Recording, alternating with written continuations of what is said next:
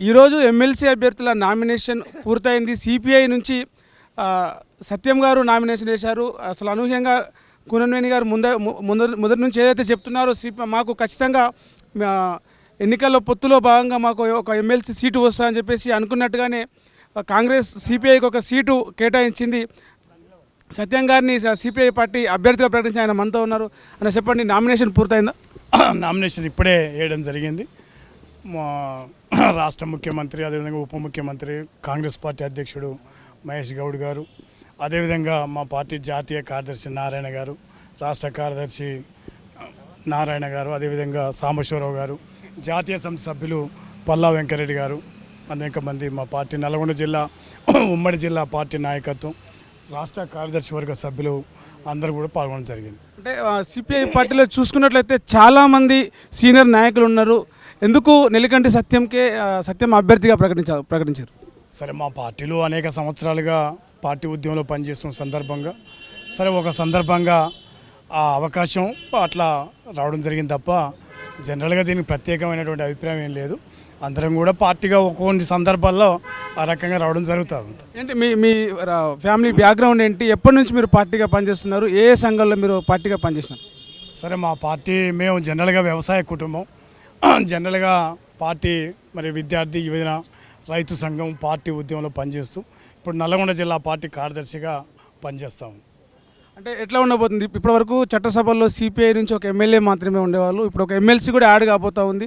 ఎట్లా ఉండబోతుంది? మీరు అంటే పార్టీ లైన్లోనే ఉంటారా? అది మిత్రపక్షం కాబట్టి కొంత చూస్తున్నట్టుగా వ్యవహరించే అవకాశం ఏమైనా ఉంటుందా రేపు చట్టసభలో? జనరల్గా ఎప్పుడైనా కమ్యూనిస్ట్ పార్టీ మిత్రపక్షంగా ఉన్నా కూడా ప్రజల పక్షంగానే ఆలోచన చేస్తాం. సరే, జనరల్గా ఎంత ఏదున్నా కూడా ప్రజల పక్షంగా రైతాంగం పట్ల, కార్మికుల పట్ల అనుకూలంగానే వ్యవహరిస్తాం. కొన్ని సందర్భం మిత్రపక్షంగా ఉన్నా కూడా ఆ ప్రభుత్వాన్ని సరియైన మార్గంలో నడపడానికి ప్రయత్నం చేస్తాం. అంటే కాంగ్రెస్లో ఎప్పుడైతే చాలామంది పదవుల ఆశావాహులు చాలా ఎక్కువ మంది ఉంటారు, అసలు ముఖ్యమంత్రి అభ్యర్థులు చాలా ఎక్కువ మంది ఉంటారు అంటారు. ఈ ఎమ్మెల్సీ సీటు కూడా చాలామంది ఎదురు చూసారు, చాలామంది ఆశపడ్డారు. బట్ వాళ్ళందరూ కూడా కొంత నిరాశతో ఉన్నారు, కొంత వ్యతిరేకత అక్కడైతే పార్టీ మీద కనిపిస్తూ ఉంది. చివరి వరకు అభ్యర్థిగా ఉంటారా, లేకపోతే ఏమైనా జరిగే అవకాశాలు ఏమైనా అంటారు? మీకు నమ్మకం ఉందా? జనరల్గా ఎవరు కూడా ఈ ఎమ్మెల్సీ ఇతర అంటే 10 మంది ఎమ్మెల్యేలు చేయలేదు కాబట్టి ఎవరు కూడా ఇప్పటికైతే చేయలేదు. ఎవరైనా వేసినా కూడా అది వారి జనరల్గా ఉంటుంది తప్ప ఎవరు కూడా, ఎందుకంటే 10 మంది ఎమ్మెల్యేలు అంత అట్లా ఆ రకమైన వాతావరణం ఈ రాష్ట్రంలో లేదు. ప్రజలకు అంటే నల్గొండ జిల్లా కార్యదర్శిగా మీరు జిల్లా కార్యదర్శిగా సేవలు అందిస్తూ ఉన్నారు. సిపిఐ నాయకునిగా నల్గొండ జిల్లా పార్టీ బాధ్యులుగా మీరు పార్టీకి ఏం చెప్పదలుచుకున్నారు? మీ నల్గొండ జిల్లా ప్రజలు ఒక ఎమ్మెల్సీ రాబోతున్నారు పార్టీకి అని చెప్పేసి ఆశాభావం వ్యక్తం చేస్తున్నారు. మీరు ఏం చెప్పబోతున్నారు?